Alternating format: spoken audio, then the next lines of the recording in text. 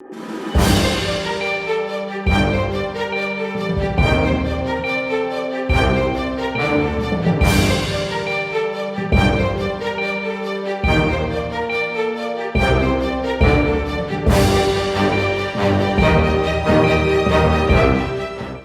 et messieurs, bonjour et bienvenue dans ce mini-JT du 31 mars 2025. Au sommet, à Parakou, la communauté musulmane a célébré l'Aïd el-Fitr en ferveur et tristesse.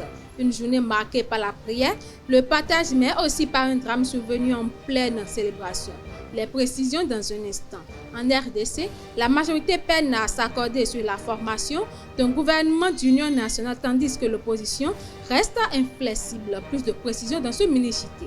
En sport, ce samedi, lors de la 24e journée de la Celtics League Pro, le Dynamo FC de Parakou et l'AS Takouné se sont neutralisés 0-0, tandis que les hommes de Ndali ont arraché un match nul face à Bani Gansé FC. Deux résultats qui laissent les entraîneurs sur leur faim. Les précisions dans un instant.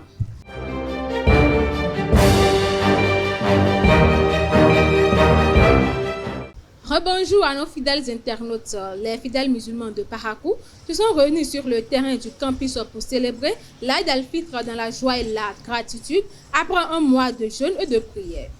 Une fête marquée par des messages de paix et un rappel de l'imam à poursuivre l'adoration au-delà de Ramadan. Retour sur cette célébration avec nos reporters. Allahu Akbar. Allahu Akbar. Ce dimanche matin, sur le terrain de l'université de Parakou, les fidèles musulmans se sont rassemblés pour célébrer l'Aïd el-Fitr, marquant ainsi la fin du mois béni de Ramadan. Après un mois de jeûne, de prière et de dévotion, ils expriment leur gratitude à Dieu pour avoir accompli ce devoir religieux en bonne santé. Nous sommes entièrement fiers et reconnaissants envers nos parents, et comme on fait les aumônes aussi, les aumônes sont faits aussi. Donc on remercie beaucoup la grâce de Allah qui nous a bénéficié un accord d'avoir longue vie et atteindre en 2025. Ça se passe très bien. Nous sommes heureux d'être là ce jour. En plus la prière de ce matin qui s'est très bien passée. Présent sur les lieux, Tchadi Sifou, le conseiller municipal de Parakou, profite de l'occasion pour souhaiter les vœux de paix au pays. L'année, comme vous le savez très bien, on ne peut pas parler sans la paix. L'année dans laquelle on vient de rentrer, d'ailleurs la prière de l'imam, c'est ça, c'est la paix. Rien que la paix pour le Bénin. Tout ce que nous on apprend de gauche à droite, que ça ne vienne pas dans notre pays. Les dialyses, les quoi, tout ça là, non, ce n'est pas avec le Béninois. C'est tout ce que nous pouvons souhaiter. La paix pour tout le monde, la paix pour tout le monde. J'ai appris que les chrétiens aussi sont en carême et que leur carême soit exigé aussi. C'est tout ce que nous pouvons souhaiter. L'imam, lors de son intervention, a rappelé aux fidèles que la fin du mois de Ramadan ne signifie pas la fin de l'adoration. Dieu a dit dans le glorieux Coran, wa'budu rabbaka hatta ya'tiyakal yaqin. Adore ton Seigneur jusqu'à ce que te parvienne la certitude de la mort. Nous devons adorer Allah subhanahu wa ta'ala jour et nuit, en tout temps, en tout lieu et en toutes circonstances. Et comme cela prouve, si nous restons dans le droit chemin après le Ramadan, cela atteste qu'Allah subhanahu wa ta'ala il a accepté toutes les bonnes œuvres que nous avons accomplies dans le mois de Ramadan. Cette journée placée sous le signe de partage se poursuit dans les foyers où les familles et amis se retrouveront autour de repas festifs. Mais au-delà des réjouissances, l'essentiel demeure la prière pour un avenir meilleur et un pays de paix. L'imam Raouf Achirou de la mosquée centrale universitaire exhorte les fidèles à célébrer dans la joie tout en respectant les enseignements de l'islam. Il rappelle l'importance de reconnaître les limites et d'observer les interdictions du prophète. Il est au micro de nos reporters. Il y en a parmi nous avec qui nous avons commencé ce jeûne. Aujourd'hui, ils sont sur la terre. Qu'Allah les pardonne, qu'Allah les fasse miséricorde. Il y en a également qui, à quelques jours de la fin, ils ont déjà rendu la mission dans l'au-delà. Et nous, aujourd'hui, voilà, Dieu nous a permis de voir ces jours-là. Voilà, c'est une grâce que nous devons rendre et proclamer cette grâce-là. Et proclamer la grâce d'Allah subhanahu wa ta'ala. Et montrer notre joie à travers tout ce que Allah nous a rendu licite. C'est la joie, comme l'a dit également le prophète sallallahu alayhi wa sallam. Il a dit le sa'im farhatan, que le jeûneur a deux joies. La première joie, c'est le jour de la fête. Il manifeste cette joie. Et la deuxième joie, c'est le jour où il va rencontrer son Seigneur, où il va lui donner la récompense de ce qu'il a fait comme bonne œuvre. Alors, à travers cette joie, nous devons la manifester dans la limite des lois d'Allah subhanahu wa ta'ala. Il a dit, aujourd'hui, il n'y a pas de jeûne, on doit manger. C'est un jour de fête, c'est un jour de joie. Il a dit, Koulou, washrabu, wala tusrifu.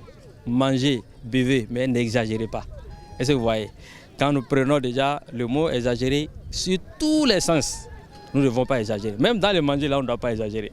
Quand l'excès de manger aussi, ça peut te créer des problèmes. Vous voyez? À plus forte raison, aller dans ce que Dieu a interdit à travers les alcools, les boissons alcooliques, à travers tout ce que Dieu n'aime pas. Et il y en a certains, ils seront en train comment dirais-je, de déranger les gens dans leur tranquillité, dans la paix, en faisant de n'importe quoi dans les rues, dans les villes. Tout cela, ce n'est pas bon. Nous devons manifester cette joie-là en suivant les ordres d'Allah subhanahu wa ta'ala et ce que le prophète nous a recommandé de faire. Nous ne devons pas aller au-delà, nous devons transgresser les limites d'Allah subhanahu wa ta'ala. Ne pas transgresser les limites, c'est une fête. Cependant, la fête a été endeuillée par un drame survenu ce dimanche matin à la place Idi à Zongo. En pleine prière, une fidèle s'est effondrée soudainement. Malgré les tentatives de secours, elle n'a pas survécu. Ce tragique incident a bouleversé la communauté, ajoutant une note de tristesse à cette journée, habituellement empreinte de joie et de communion. Faisons maintenant un tour dans le monde à Kinshasa.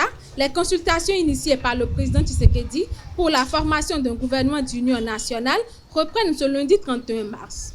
Cependant, au sein même de la majorité, des divergences persistent entre ceux qui veulent répondre à l'agression du M23 et ceux qui prônent la reconquête des territoires occupés. De son côté, l'opposition reste inflexible et appelle à une médiation des églises. Les discussions devraient s'achever cette semaine. En Israël, le Premier ministre Benjamin Netanyahou a désigné Eli Shavit à la tête du Shin Bet, malgré l'opposition de la procureure générale et le gel de la destitution de l'actuel chef par la Cour suprême. Cette nomination a provoqué d'importantes manifestations. Certains Israéliens y voient une dérive autoritaire du gouvernement. Netanyahou dirige l'un des cabinets les plus à droite de l'histoire du pays. Sport pour boucler ce mini-JT, lors de la 24e journée de la Celtics League Pro, le Dynamo FC de Pahakou et l'AS Takounais se sont quittés sur un match 0-0, laissant les deux entraîneurs sur leur faim. Retrouvez leur réaction au micro de Marcel Coty. C'est une déception certes parce que on voit Takounais au milieu du tableau. C'est une équipe qu'on pouvait attaquer et chercher les 3 points à domicile. Dommage qu'on est passé à côté du match. Bon, on n'est pas passé à côté du match. Les enfants ont fait de leur mieux. Vous voyez, il y a aussi, la fraîcheur physique qui a joué. Vu le match qu'on avait fait à Dadje et le retour au Bercail, je crois que ça a un peu joué sur nous. Néanmoins, le point là n'est pas mal. Ce n'est pas ce qu'on voulait, mais à défaut de ne pas tout perdre, revenir avec 0 point, on a 1 point. C'est pas mal. Je crois que le prochain match, ça doit être à l'extérieur. Et dans la semaine, nous allons préparer ce match et voir ce qu'on peut faire. L'objectif, c'est les enfants ont compris, l'objectif c'est d'amener au moins 1 point à tout déplacement ou bien à domicile, au moins 1 point, sinon au plus 3 points. Mais ça a été une contre-transformation parce qu'on a loupé le 1 point de Dadje, on devait rattraper ça ici. Bon, ce n'est pas encore la fin du championnat. N'oublions pas qu'on est en train de jouer les hauts de tableau. On a joué l'Auto, Dynamo d'Abomey, Dadje, ça c'est les 6 premières places. Et Takounais qui est au milieu du tableau. D'accord, on verra. On va continuer par travailler, c'est l'important. Oui, je voudrais que c'est un point mitigé parce que nous sommes venus pour gagner ce match et se relancer définitivement. Mais malheureusement, nous sommes tombés sur un adversaire aussi coriace qui a aussi dans le besoin et des points. Donc quand c'est comme ça, quand on prend 1 point, on dit alhamdoulilah, c'est mieux que de prendre 0 point. Ce qui n'a pas marché aujourd'hui, c'est les circuits offensifs. Mes joueurs sont un peu pressés devant dans l'animation offensive. Ils n'ont pas su prendre les bons circuits qu'on a travaillé à l'entraînement. Sinon, dans l'engagement, dans l'envie, la détermination, on a été présent. Ils marquent l'avant-dernier passe qu'on va essayer de revoir avant le prochain match. Toujours maintenu, c'est être dans le premier parce que rien n'a encore joué. Ce championnat va se jouer jusqu'à la dernière journée. Et on y croit fermement. De leur côté, les hommes de Ndali ont arraché un nul face à Bani Cancer FC. Un résultat qui permet aux deux équipes de se partager les points lors de cette 24e journée. Écoutez les impressions des coachs au micro d'Abel Ojo. Je peux dire que le résultat est atteint à moitié. Parce que défensivement, on a tenu, c'était le plus important, le plus dur. Il ne fallait pas encaisser. Et je crois que les joueurs, ils ont tenu promesse, on n'a pas encaissé. Mais l'essentiel, c'était le but qui nous manquait. Et je crois que sur les 3 dernières journées, c'est l'un de nos manquements. Nous allons retourner, continuer à travailler, surtout offensivement. Je crois que cela aussi est dû au fait qu'aujourd'hui, toutes les équipes défensivement ne veulent rien lâcher. Je crois qu'il faut, ça donne beaucoup de réflexion, changer de méthode, de stratégie afin de pouvoir décanter la situation, surtout dans le tiers offensif. Impression mitigée dans ce sens où j'en voulais plus. Vous voyez, j'en voulais plus. Mais après, quand on part dans le classement, on voit quand même Damissa bien loti depuis la phase aller et jusqu'à la phase au retour. Et donc, même si nous jouons à domicile, encore que pour moi, il n'y a pas de domicile, il y a 11 joueurs partout, et que nous parvenons à prendre un point, alors qu'au match aller, on a été lessivés, ça fait quand même une note de satisfaction. Mais quand on voit le contenu du jeu, on sent quand même que ça s'est équilibré. Que Damissa a été une équipe très joueuse et qu'en face il y a une équipe aussi qui joue bien, qui sort proprement ses ballons. Donc les styles s'apparentant un peu, on a vu assez de beaux jeux de part et d'autre. Et moi je suis séduit par le contenu du match des deux équipes. Et c'est rare de voir des matchs de cette facture dans notre championnat. Et quand ça arrive une fois, il faut pouvoir le relever et dire il y en a quand même, ça travaille sa voix, tu sens, tu lis ce qu'ils font et ça te permet d'opposer des choses. Et quand tu opposes, tu vois l'entraîneur adverse qui réfléchit, qui t'amène une contre-opposition et ce jusqu'à la fin. Et les joueurs comme ça ne peuvent que progresser. Quand on a des matchs de cette facture et que il faut utiliser les méninges constamment pour pouvoir avancer.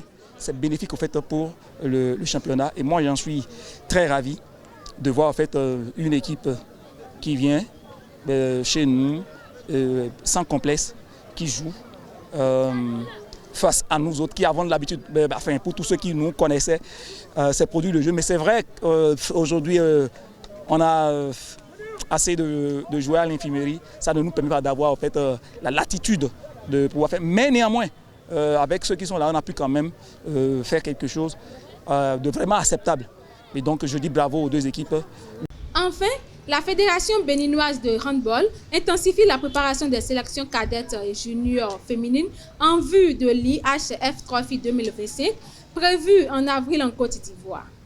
Un second stage de regroupement du 27 au 30 mars a permis d'affiner la cohésion, la tactique et la condition physique des joueuses. Avec un effectif réduit à 21 athlètes, les Amazones sont déterminées à hisser haut les couleurs du Bénin. C'est tout pour ce mini-JT. Merci de nous avoir suivis et à très bientôt.